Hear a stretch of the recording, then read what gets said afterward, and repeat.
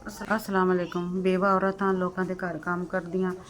मेरी बेटी हैगी, ਉਹਦੇ 2 ਬੱਚੇ ਨੇ ਛੋਟੇ। ਮੇਰਾ ਤਾਂ ਕੋਈ ਕਮਾਉਣ ਵਾਲਾ ਨਹੀਂ, ਬੇਸਹਾਰਾ ਔਰਤ ਹਾਂ। ਪੁੱਤਰ ਵੀ ਕੋਈ ਨਹੀਂ ਮੇਰਾ, ਹੋਰ ਕੋਈ ਕਮਾਉਣ ਵਾਲਾ ਨਹੀਂ। ਮੈਂ ਬੇਵਾ ਔਰਤ ਹਾਂ। ਬੱਚੀ ਹੈ ਮੇਰੀ, ਉਹਦੇ ਬੰਦੇ ਨੇ ਨਾਰਾਜ਼ ਹੋ ਕੇ ਉਹਨੂੰ ਮੇਰੇ ਘਰ ਭੇਜ ਦਿੱਤਾ ਹੈ।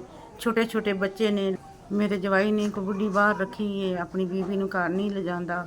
ਮੈਂ ਕਿਰਾਏ ਦਾ ਮਕਾਨ ਨੇ, ਖਰਚੇ ਪੂਰੇ ਕਰਾਂ, ਬੱਚਿਆਂ ਦੇ ਦੁੱਧ ਲਵਾਂ ਜਾਂ ਉਹਨਾਂ ਵਾਸਤੇ ਖਾਣ ਪੀਣ ਕਰਾਂ, ਕਿਰਾਇਆ ਦੇਵਾਂ, ਬਿੱਲ ਦੇਵਾਂ। ਮੈਂ ਇਕੱਲੀ ਜਾਣਾ, ਨਾ ਮੇਰਾ ਪੁੱਤਰ ਹੈ ਨਾ ਮੇਰਾ ਬੰਦਾ ਹੈ। ਕਿਰਾਏ ਦਾ ਮਕਾਨ ਹੈ, ਮੈਂ ਕਿਰਾਇਆ ਬਿੱਲ ਦੇਵਾਂ ਜਾਂ ਉਹਨਾਂ ਬੱਚਿਆਂ ਨੂੰ ਖਵਾਵਾਂ।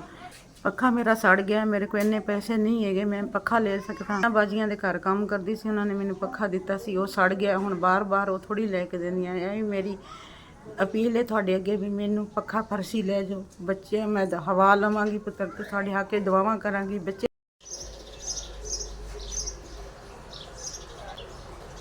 ਬਹੁਤ ਸ਼ੁਕਰੀਆ, ਬੜੀ ਮਿਹਰਬਾਨੀ ਪੁੱਤਰ। ਮੇਰਾ ਬੇਵਾ ਦਾ ਖਿਆਲ ਕੀਤਾ ਜੇ। ਅੱਲਾ ਤੁਹਾਨੂੰ ਤੰਦਰੁਸਤੀ ਦੇਵੇ, ਸਿਹਤ ਦੇਵੇ। ਮੈਂ ਹਵਾ ਲਵਾਂਗੇ ਤੇ ਦੁਆਵਾਂ ਕਰਾਂਗੇ। ਅੱਲਾ ਤੁਹਾਨੂੰ ਬਹੁਤ ਦੇਵੇ, ਅੱਲਾ ਸਿਹਤ ਤੰਦਰੁਸਤੀ ਦੇਵੇ। ਅੱਲਾ ਤੁਹਾਡੇ ਬੱਚਿਆਂ ਦੀ ਜ਼ਿੰਦਗੀ ਕਰੇ, ਤੰਦਰੁਸਤੀ ਦੇਵੇ। ਬਹੁਤ ਅੱਛਾ ਪੱਖਾ ਹੈ ਇਹ। ਮਾਂ ਤੁਹਾਡੇ ਵਾਸਤੇ ਦੁਆ ਕਰੇਗੀ। ਪੱਖਾ ਲਾਵਾਂਗੀ ਤੇ ਦੁਆਵਾਂ ਕਰਾਂਗੀ ਆਪਣੇ ਪੁੱਤਰ ਵਾਸਤੇ।